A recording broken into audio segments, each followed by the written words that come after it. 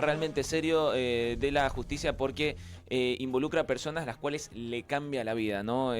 Bueno, de un día para el otro. Estamos, bueno, y lo recibimos aquí al doctor Santiago Nieto, abogado de Dante Romero. ¿Qué tal, Santiago? Buen día. Gracias Hola, por ¿qué venir. tal? Buen día, gracias por invitarme. Bueno, a ver, nos va a contar una historia, la historia de Dante Romero, que bueno, fue acusado hace 3 años de abuso sexual aquí en la provincia de Mendoza. Pasó 3 años en prisión preventiva y hace muy poquitos días que lo absolvió la justicia. Lo absolvió de cargos al demostrar su inocencia. Santiago, ¿nos podés explicar bueno, qué es lo que pasó, cómo se reconstruye esta historia? Sí, sí, por supuesto.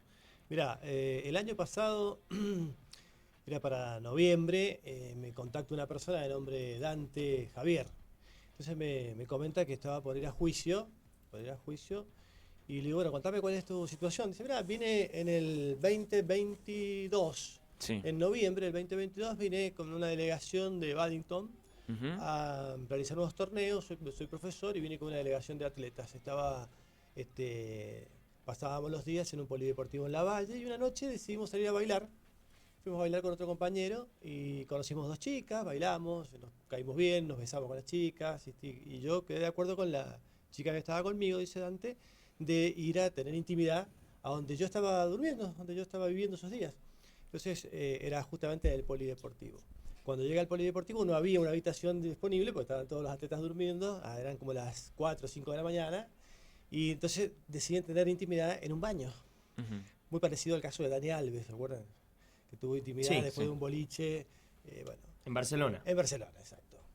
Y tienen intimidad ahí, la intimidad se frustró por el alcohol, la noche, etcétera. No fue una buena intimidad. Entonces Ujú. la chica se retira a su domicilio y él se queda durmiendo en el polideportivo. Resulta que a la media hora llega la policía y le dice, mirá, te han denunciado por violación, se lo llevaron detenido, estuvo detenido seis meses en la cárcel y luego se logró la prisión domiciliaria y casi 3 años después de prisión preventiva, la justicia lo absuelve de culpa y cargo de lo que se lo había acusado. Esa es la terrible historia en cuanto a los fácticos se refiere del caso Dante. 6 meses detenido en cárcel Exacto. y después el resto en prisión domiciliaria. ¿En cárcel o en comisaría al No, en la principio? cárcel. En la Ujú. cárcel directamente. Obviamente la Al comisaría, principio. sí, sí, son los primeros días en la comisaría y luego se va a la cárcel. Acá en Mendoza, en el penal de Mendoza o... En el penal de Sí. Mendoza, sí, sí. Ujú. La situación de lograr la domiciliaria fue muy difícil porque, claro, una persona que es de Buenos Aires tenía que mostrar arraigo, tenía que venir, llegar, alquilar una casa, un departamento, conseguir garantes, venir su madre, dejar a sus hermanos allá en Buenos Aires, porque tenía que tener una persona que sea la guardiana de cárcel segura, tiene que tener un acompañante, o sea, todo Ujú. un trastorno para una persona que viene de afuera. Y 3 años después, la justicia se logra demostrar, vos lo dijiste recién, se logra demostrar que es inocente. En realidad, siempre se es inocente. El problema está, Una presunción, sí. claro, el tema está en que, bueno, esa presunción ya se ha borrado hace muchos años en cuanto se refiere a los delitos de abuso sexual. Sí. Entonces, lo que tenemos que hacer los abogados es demostrar que nuestro cliente es inocente. Ujú. Solo que me encontré con una causa donde lo único que existía era el relato de una persona que decía que le habían violado, que le habían abusado con fuerza, con violencia. Y me encuentro después, hurgando en el expediente, me encuentro una pericia de ADN. Una pericia de ADN que la fiscalía no había ofrecido al juicio. Entonces le pedí, hice una incidencia y le pedí al juez, a la jueza en este caso, que por favor incorporara esto, porque si bien es cierto, el procedimiento ya estaba, las reglas del proceso de incorporación de prueba ya habían pasado, lo más importante era salvar el derecho de defensa. Me incorporan la prueba de ADN y resulta que cuando nos explica el experto, en la bombacha de la supuesta víctima existía ADN de otro hombre, Ujú. de una tercera persona. Y esta prueba no fue llevada nunca a juicio por la fiscalía, debiendo, faltando al deber de objetividad que tiene la fiscalía, porque la fiscalía tiene la obligación de buscar la verdad real. Sí. No de acusar, sino de buscar la verdad. Digo, pero ¿cómo se puede actuar en estos temas que son tan complejos, ¿no? Porque si uno se pone en lugar de una persona, no el caso de Dante, ¿no? Pero un caso en general de una persona que denuncia que es víctima de una violación, bueno, ¿cómo se debe actuar en este momento? Entiendo, ¿no?, que el tema de la celeridad es vital, ¿no? La celeridad de la justicia. No podemos estar 3 años, ¿no?, para una absolución o para una sentencia incluso. Sí, por lo que sea, pero para un caso. resolver el caso, encontrar la verdad. Sí. Que sea bien rápido. Acá en este caso hubo muchas irregularidades en la investigación. Mirá, en este caso hubo muchas irregularidades, pero las hay en casi la mayoría de los casos donde se investigan los abusos. ¿Por qué? Porque investigar un abuso es una cosa muy compleja. Porque, por ejemplo, vos tenés que investigar un homicidio y tenés el cuerpo y empezás con el rastro y empezás a ver cuál es la lesión, cuál es la causa de la muerte. O sea, vos tenés un hecho material, algo sobre lo que partir. Cuando vos vas a investigar un abuso, te encontrás con el relato. Y el relato puede o no ser cierto.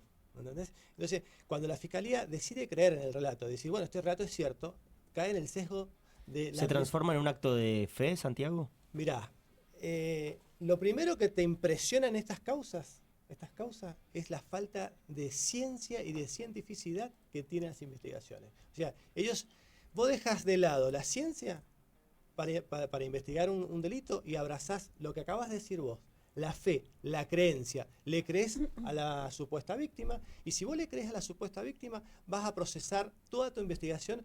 ¿Para qué? Para confirmar tu creencia. Vas a buscar todas las pruebas para poder confirmar esa creencia, no para trabajar con hipótesis. Por eso, mira, yo siempre digo que los cineastas norteamericanos, cuando hacen una película de investigación o cuando hacen una película de abogados, una película de policías, saben más de investigación criminal que las mismas fiscalías. Porque ellos te hablan, nosotros estamos trabajando con esta hipótesis, con aquella hipótesis, con esta posibilidad, con aquella otra posibilidad. Vos llegas a una fiscalía y te dicen, no, mirá, ¿qué hipótesis me estás hablando? Si lo han denunciado es un violador, punto. Entonces hay un sesgo absoluto de creer. Y cuando vos dejás la ciencia de lado, la ciencia es, a ver, hoy tenemos tecnología, hay cámaras, hay chat, hay mensaje de texto, hay ADNs, hay un montón de elementos que son científicos y que te pueden dar luz en la investigación, sin embargo se dejan de lado, como pasó en este caso, para pasar a donde abrazar el mundo de la creencia y el mundo de la fe. Es decir, yo voy a creer y punto. Ese es el problema que hoy tenemos en la justicia. Santiago, vos decías que puede ser, o entendí mal, hace un año que estás como abogado de Dante. Sí, yo no soy desde los inicios de la investigación. Yo no o soy sea que Dante tuvo previamente otro abogado que no se enteró que estaba esta prueba de ADN. Desconozco la actividad de si lo conoció o no lo conoció, me imagino que sí. El tema es que la fiscalía sí la conoció, porque la misma fiscalía levantó la evidencia y pidió la pericia y conocía este elemento, inclusive cuando yo lo planteo en el debate para que se incorpore, obviamente la juez dijo que sí, la fiscalía dijo que no le interesaba esa prueba a su posición. Porque acá se confunde. La fiscalía cree que porque tenemos un sistema acusatorio adversarial, ellos deben probar nada más que su posición. Y en realidad la ley 8008, la ley de organización de la fiscalía, dice que ellos tienen como objetivo buscar la verdad, el criterio de objetividad. Entonces, si ellos dejan de lado eso, pasan a abrazar simplemente la creencia. Ellos no son los representantes de los denunciantes, ellos son los representantes de todos nosotros. Sí. ¿Qué quiere la sociedad? La verdad. Porque sin verdad no podés tener justicia. Por supuesto, yo entiendo porque decíamos que es un caso complejo. Muchas veces, o años atrás, no hay que irnos tan lejos, muchas veces no se le creía al denunciante o a la denunciante. Entonces se daba todo lo contrario hace varios años. Quizás se ha pasado... No hace tanto, hace 10 años hace atrás. Algunos años, digo. Digo, ¿cómo se trabaja para que de manera objetiva haya... a ver, todos tengamos nuestros derechos, bueno, y que se cumplan, ¿no?, ante la justicia, porque no puede ser tampoco que una persona tenga que pasar 3 años para recibir su absolución, ¿no? Y mientras se puedan resguardar también los derechos de la supuesta víctima y del denunciado también, ¿no? Algo que sea un término en el cual podamos decir, bueno, estamos cumpliendo este Estado de Derecho que tenemos. Mira, hay muchas cosas por hacer dentro de la investigación. Sí. Hoy, lo que yo te digo, lo digo como un tono tal vez de crítica, ¿no es cierto? Parece, se percibe como una crítica, pero también hay que decir algo que es un gran acierto. La juez que intervino en esta causa realizó un acto de justicia trascendental, porque ella, después de 3 años, recibe un caso, recibe el juicio, percibe las pruebas, las interpreta y se da cuenta de la inocencia de Dante y lo absuelve. O sea que, si bien es cierto, hay partes del sistema judicial que pueden estar fallando o tienen falencias o se puede mejorar, hay partes que están acertando. Hay muchos jueces en Mendoza que se han puesto a estudiar, porque acá lamentablemente, como la investigación es tan compleja, se la deja en manos de, no sé si lo han escuchado, de los psicólogos. Hoy pasar, por ejemplo, cuando se trata de un abuso sexual infantil, un ASI, que se dice, pasa por las cámaras Gesell. Entonces, la mayoría de las personas o en el sistema judicial se cree que pasar por la cámara Gesell es pasar por el detector de mentiras, donde si va a cámara Gesell, de ahí va a salir toda la verdad y de ahí vamos a tener la resolución del caso. Cuando pasa todo lo contrario. Porque nosotros tenemos una cámara Gesell que es abordada con psicólogos clínicos. Y los psicólogos clínicos no pueden abordar relatos. Ellos están para curar, para sanar, para acompañar, pero ellos no están... ¿Por quiénes deberían ser abordados? Estarían psicólogos forenses. La psicología forense es una especialidad que ha empezado a surgir no hace muchos años, porque lo que necesitamos son psicólogos forenses especializados en psicología del testimonio. Sí. El problema que tenemos nosotros, psicólogos clínicos, analíticos. Entonces, ¿ellos qué hacen? Abordajes clínicos.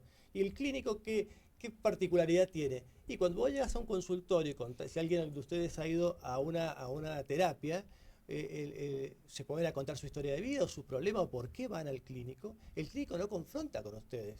El clínico tiene que, fíjense lo que dijiste vos recién, el clínico tiene que creer en su paciente y curarlo. Mientras que el psicólogo forense lo que hace es la criminología, el trabajo de investigación. Él no debe creer en nadie. Entonces ya no abraza la creencia y la fe, sino que abraza la ciencia y la investigación científica. Santiago, ¿cuál es el estado actual de su cliente, de Dante, que lo entiendo como víctima, pero también de la otra víctima, que es la chica, que entiendo que algo que vivió la llevó a denunciar también? Entonces me parece, según mi interpretación, en este caso hay dos víctimas. No sé si usted está al tanto de la situación de ella, pero de la situación de Dante seguro que sí. Te voy a corregir y voy a disentir de vos. Acá no hay una víctima. Mi cliente ha sido absuelto. Cuando se abre una causa penal, no existe una víctima. Siempre va a existir una víctima cuando hay una sentencia condenatoria. Claro, pero desde lo coloquial y desde lo social uno entiende que Dante también puede ser considerado una víctima debido a que en los últimos 3 años su vida cambió por completo, supuesto, a partir de un relato que terminó siendo falso. Sí, en relación con Dante sí es una víctima.